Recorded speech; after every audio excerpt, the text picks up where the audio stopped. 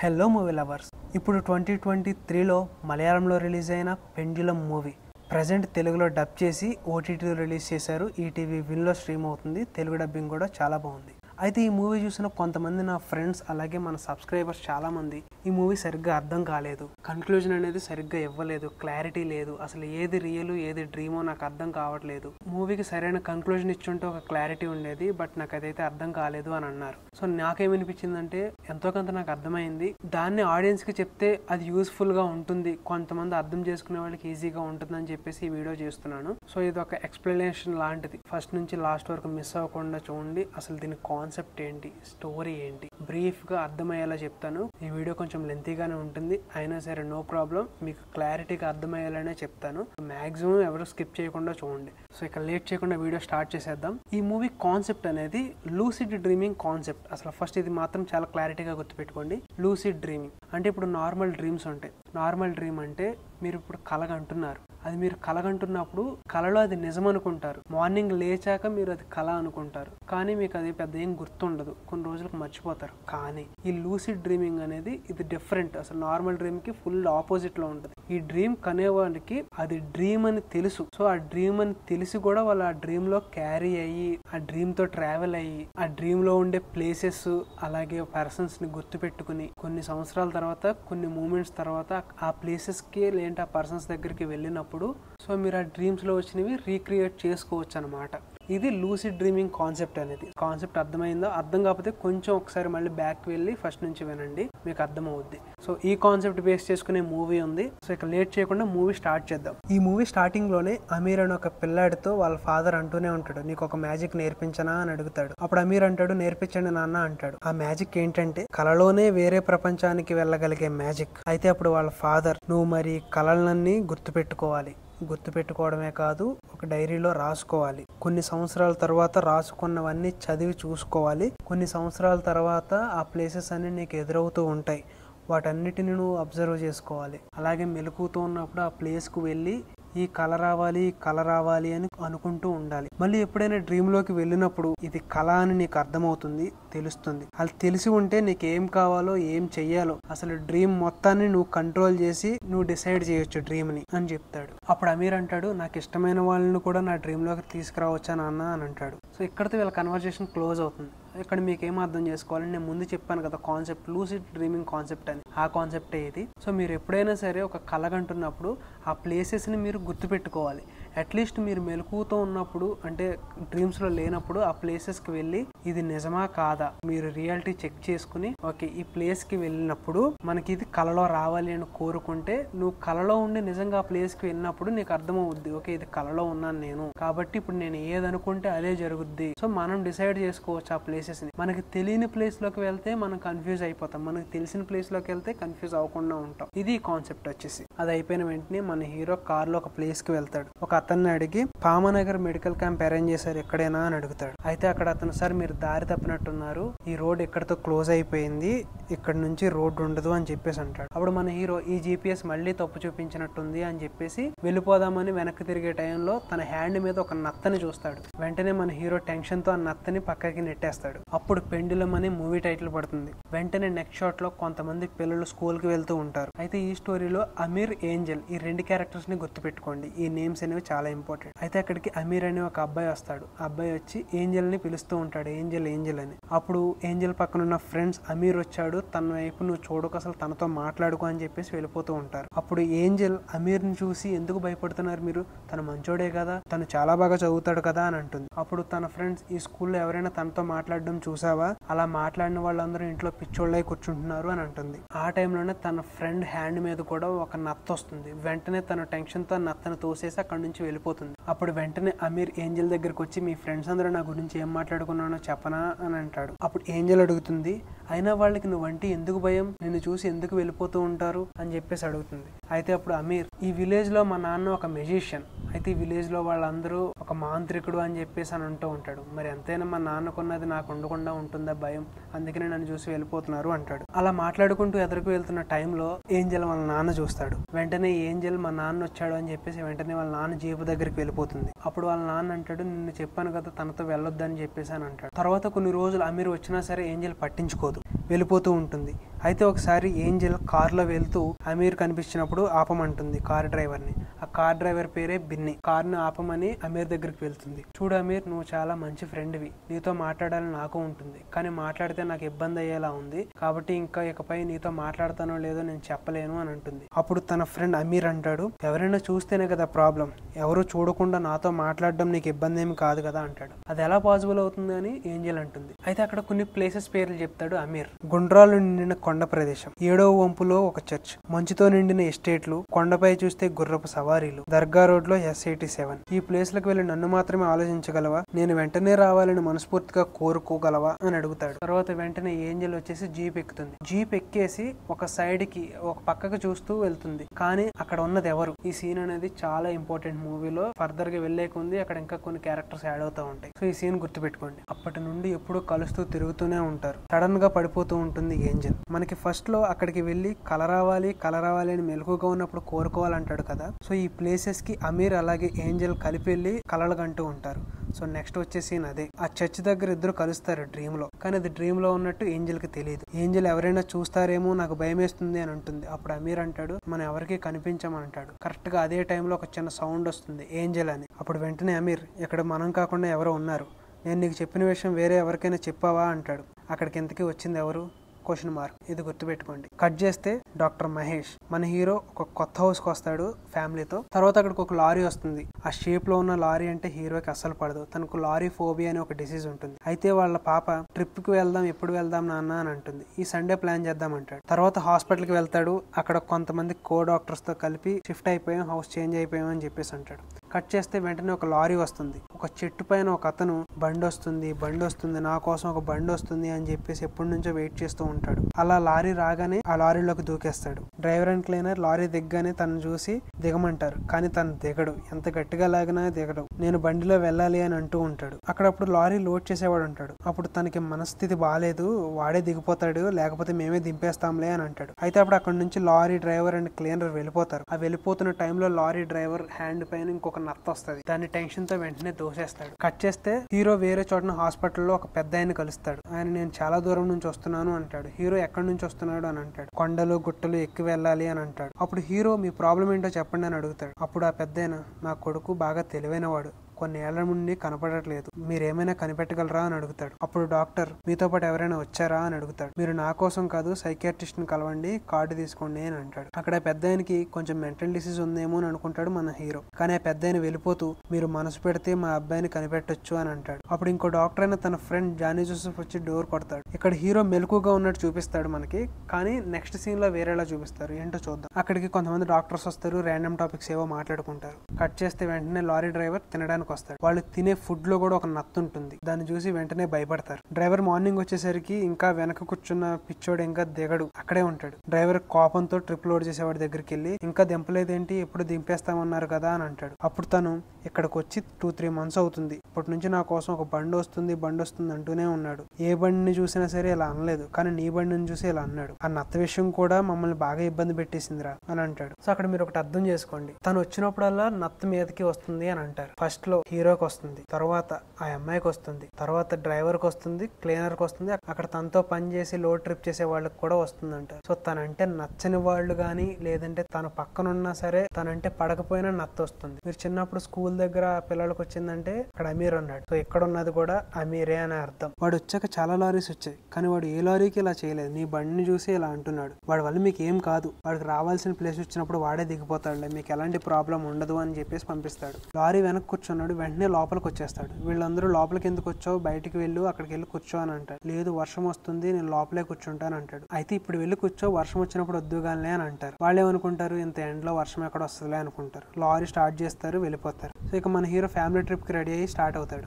ఆ పిచ్చోడు చెప్పినట్టే వర్షం వస్తుంది, లోపల కూర్చుంటాడు. మళ్ళీ వెంటనే కుక్క వస్తుంది, లారీ కింద పడి చనిపోతుంది అని అంటాడు. ముందే చెప్తాడు. ఇక్కడ తన పేరు రివీల్ అవుతుంది. అమీర్ అంటారు, నన్ను తెరేసా టీచర్ క్లాస్ చెప్తున్నప్పుడు పడిపోయా, అప్పుడు నా మతి స్థిమితం కోల్పోయాను, మొత్తం మర్చిపోయాను అంటాడు. వెంటనే కుక్క టైర్ కింద పడి చనిపోతుంది. నేను ముందే చెప్పా కదా కుక్క వస్తుందని అని అంటాడు. డ్రైవర్ కి క్లీనర్ కి టెన్షన్ స్టార్ట్ అవుతుంది. ఇంకా ఏమొస్తాయో ముందే చెప్పు అని అంటాడు. అప్పుడు అమీర్ అంటాడు, ఇకపై ఇప్పుడు అప్పుడే ఏమీ రావు, కానీ కొంత దూరం పోయాక ఈసారి కుక్క కాదు ఒక మనిషి వస్తాడు, మనిషి చనిపోతాడు అని చెప్పేసి అని అంటాడు. అప్పుడు మన డ్రైవర్ కి క్లీనర్ కి ఇంకా పెద్ద టెన్షన్ స్టార్ట్ అవుద్ది. వెంటనే కట్ చేస్తే నెక్స్ట్ హీరో ట్రిప్ లో వెళ్తాడు. ప్లేస్ చూసి ఆపమంటాడు. ఈ ప్లేస్ ఎక్కడో చూసినట్టుంది అని ఆలోచిస్తూ ఉంటాడు. సో ఈ క్లైమేట్ కి ఒక టీ తాగుదామని హీరో పక్కన ఒక టీ షాప్ దగ్గర కార్ ఆపుతాడు. ఈ లొకేషన్ చూసి కూడా హీరో ఈ ప్లేస్ కి ఎప్పుడు ఆల్రెడీ వచ్చినట్టుంది అని డౌట్ వస్తుంది హీరోకి. థింక్ చేస్తూ ఉంటాడు. పైన లొకేషన్ బాగుంది, పిక్స్ దిగుదాం అని చెప్పేసి పైకి వెళ్తారు. టీ షాప్ వాడికి టీ పైకి తీసుకొచ్చేయండి అని చెప్పేసి వెళ్తారు. అయితే పాపకి క్యారెక్టర్స్ కావాలి అంటుంది. మన హీరో కార్ కేసు ఇచ్చి సరే అయితే వెళ్ళి పెట్టేసిరా అని చెప్పేసి అని అంటారు. డ్రైవర్ అలాగే పాప వెళ్ళాక పాప క్యారెక్టర్స్ లోపల పెట్టి కీస్ కూడా డిక్కీలో వేసి లాక్ చేస్తుంది. లాక్ చేశాక అది సెంట్రల్ లాకింగ్ సిస్టమ్, సో అక్కడ నుంచి ఓపెన్ చేయడం కుదరదు.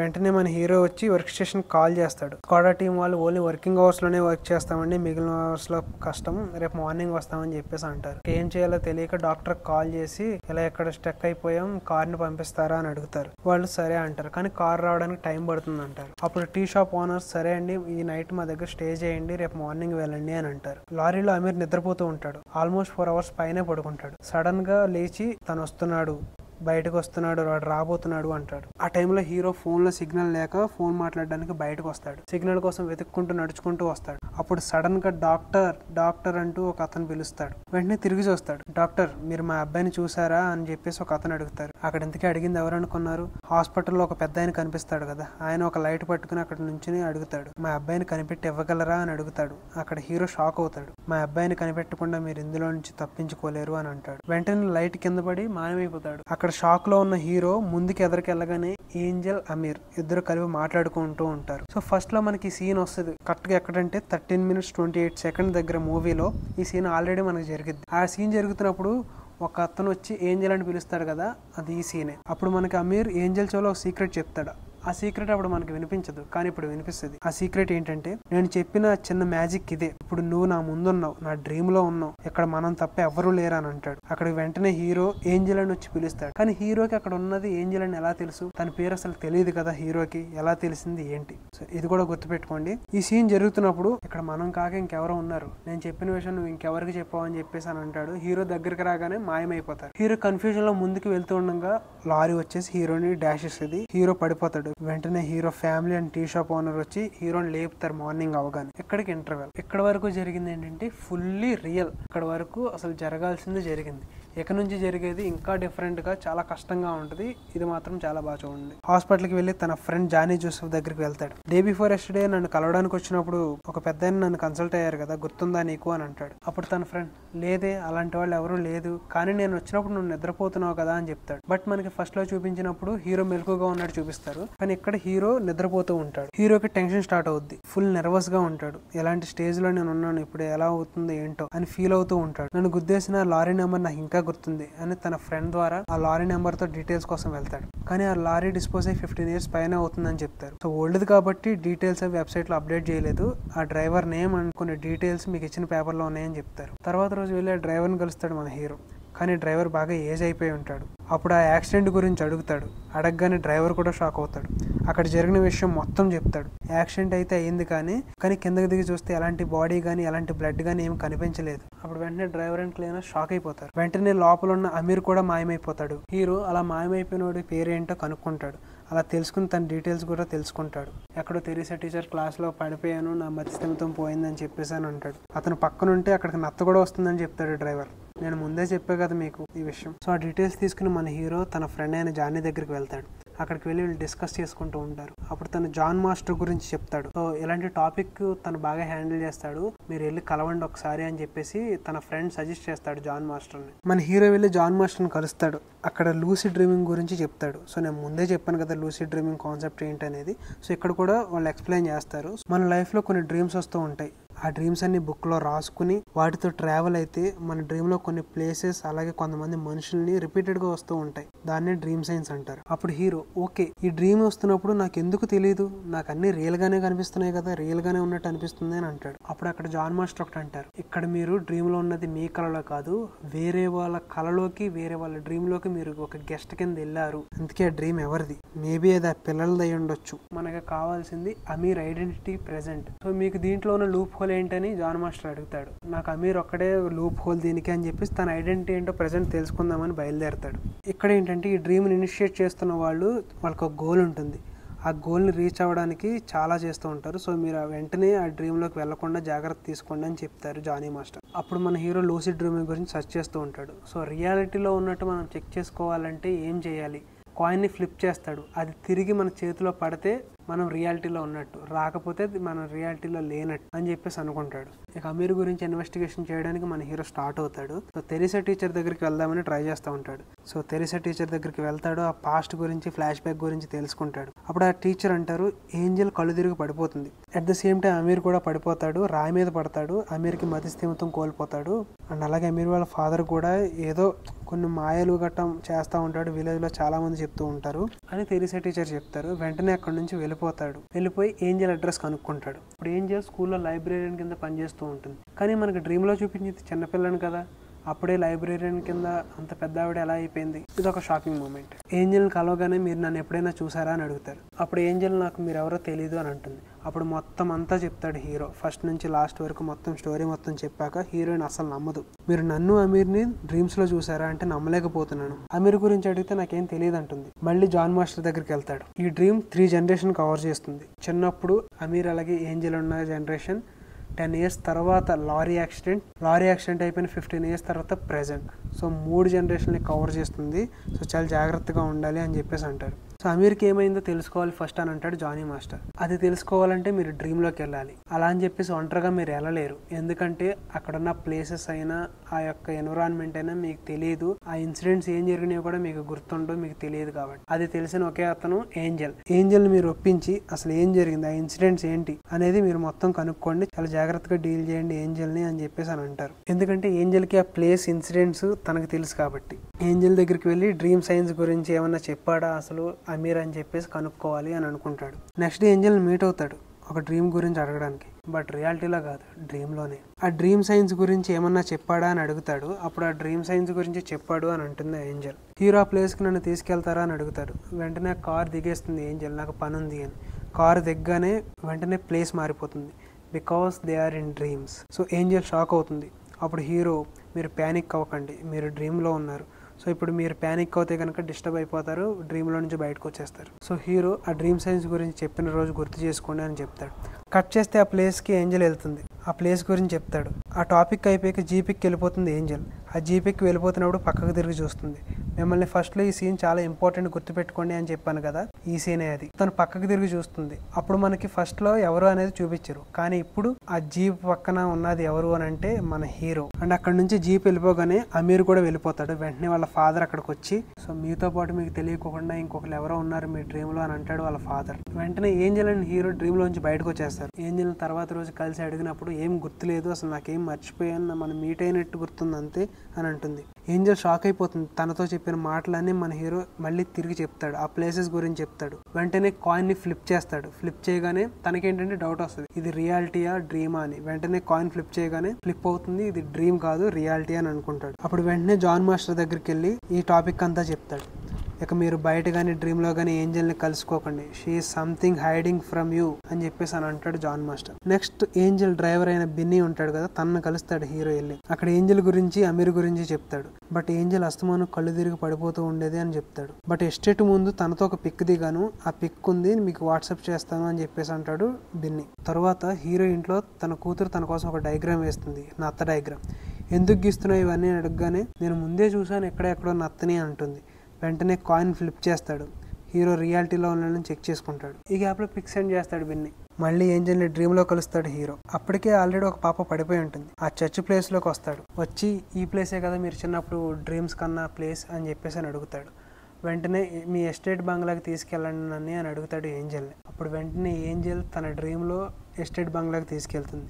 బట్ ఏంజల్ ఫేక్ చేస్తుందని హీరోకి తెలిసిపోతుంది. ఎందుకంటే ఆల్రెడీ బెన్నీ ఒక పిక్ పంపించాడు, దాంట్లో 2 floors ఉన్న బిల్డింగ్ని నువ్వు సింగిల్ ఫ్లోర్లో వేసి చూపించవేంటి అని అడుగుతాడు ఏంజల్ని. వెంటనే ఒరిజినల్ పిక్ని చూపించుకుని రీక్రియేట్ చేస్తుంది. అప్పుడు మళ్ళీ ఆ రోజు చర్చ్ డ్రీమ్లోకి వెళ్తాడు.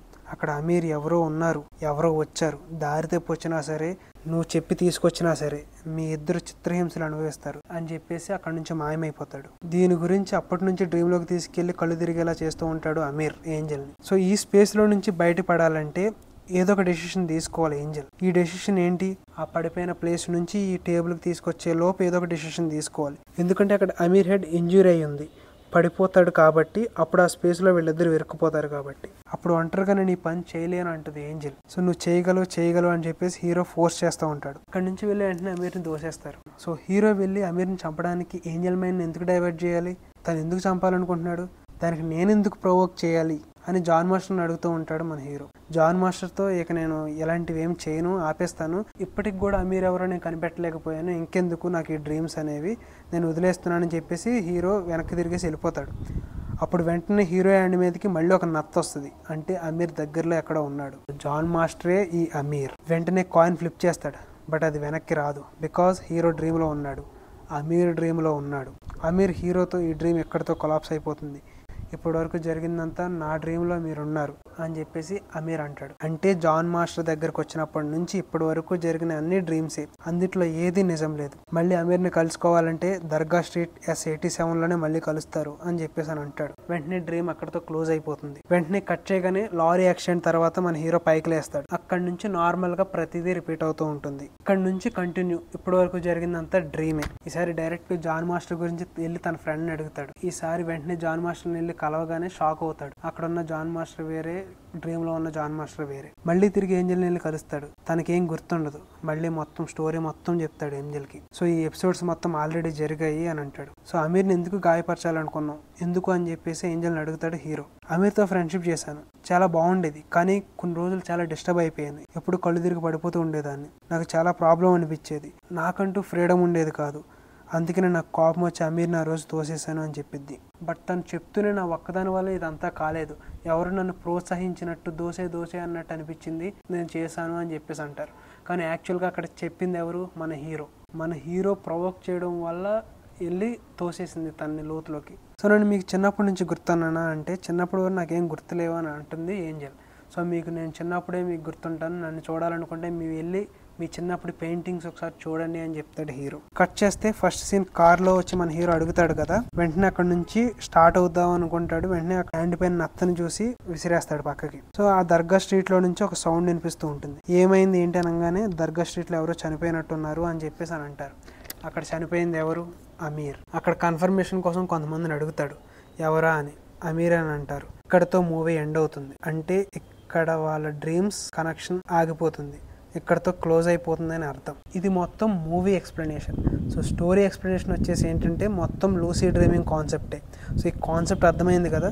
బ్రీఫ్గా చెప్పాలంటే వాళ్ళ డ్రీమ్ స్పేస్లోకి అనుకోకుండా వెళ్ళిన మన హీరోకి అలాగే ఏంజల్ని కక్ష సాధింపు కోసం దీంట్లో తిప్పుతూ ఉంటాడు డ్రీమ్స్లో. ఫైనల్లీ మీట్ అయ్యే టైంకి చనిపోతాడు. సో వీటిలో ఏది నిజం, ఏది అబద్ధం? ఆ ట్రిప్ వరకు వెళ్ళింది నిజం, యాక్సిడెంట్ జరిగింది నిజం, కానీ అక్కడ నుంచి తర్వాత జరిగిందంతా ఇన్వెస్టిగేషన్ మొత్తం అబద్ధం, అది మొత్తం డ్రీమే.